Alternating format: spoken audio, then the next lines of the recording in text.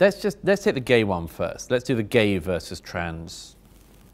Like, there is some pathetic Conservative Party gay group who are affiliated with the Conservative Party. Who knows about these people? Who cares?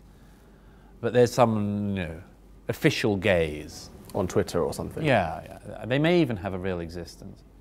And the official gays of the Conservative Party wrote the other week when I wrote something critical about some of the, about this sinister children trans movement, Mermaids. This gay official legacy conservative thing said that I was just saying about trans what people have said about the gays. And this is an example of people incapable of using their heads. And I'll tell you one reason why, to begin with. The gay rights movement and the gay liberation movement was asking one thing in particular of the rest of society. It was saying, we exist, we always have existed, and we're just asking you to allow us to get on with our lives and to pursue life and indeed love in the way we have to do it. And you don't need to change anything. You don't need to change anything. You just need to allow us to be what we are. And the moral force of that argument in the end was accepted. Now, I don't deny that the trans movement, I write about this in Madness of Crowds, that the trans movement has learned quite a lot, is trying to learn quite a lot from the gay rights movement, and is trying to copy what was successful in it. That's why they're trying to portray themselves less as sexual beings than as totally non-sexual beings, and there's a whole fascinating and rather gynecological avenue I can go into on that. But the trans movement is not doing what the gay movement says. It's saying, we are here, we have always been here, to which I say, possibly.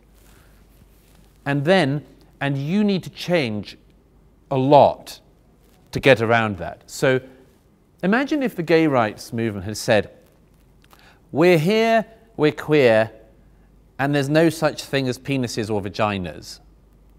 You've said, what? You're saying what? We're here, we're queer, but women don't exist. Ooh. Not sure we can give you that one, guys. We're here, we're queer, and you've got to totally change the language. Oh. Not sure we can do that. Okay? That's the first thing. That's the first thing.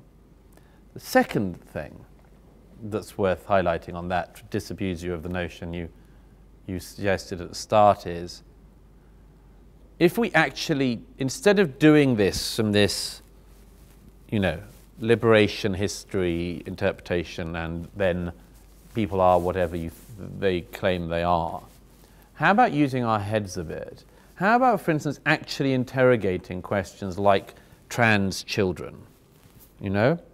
The week in which we're speaking, there's news that's just come out of another case of a person who was believed to be a trans child taking legal action against the Tavistock Clinic in London. By the way, I predicted all of this in the Madness of Crowds. I said this was going to start happening. I predicted that the trans thing will end up falling apart in a horrible number of litigations. And this is happening. This young person who was put on hormone blockers, among other things, says, it just all happened so fast.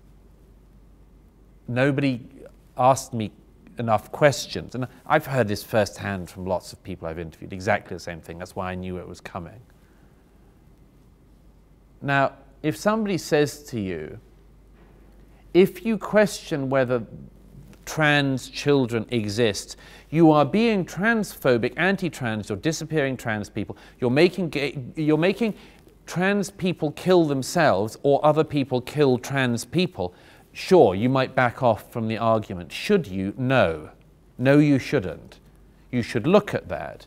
You should use your head. You should use your reason. You shouldn't be subject to moral blackmail. I don't like the tone of voice in any way that this is described in. I don't like the teenage girl suicidal tone of do what I want or I might harm myself. I don't think that's acceptable in a society any more than it's tolerable in an individual. Blackmailing everybody else in society with the possibility of your own self-harm, no, no. And there need to be more people who say no.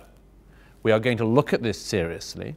We do not believe that doing a mastectomy on a child or promising a child a mastectomy is simply the latest portion of the civil rights movement which we have to agree to. No.